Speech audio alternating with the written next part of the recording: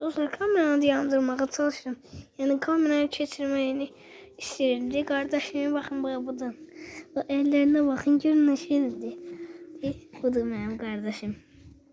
Yani de. Adem. Adem. Adem. De budur benim kardeşim. Var. Yani özü de bilir 3 ayını geçti. Oyunları 3 ayını geçti. Her ayda atır 18'i de. Çünkü bu 18'i doğulu. 18'i doğulu benim kardeşim.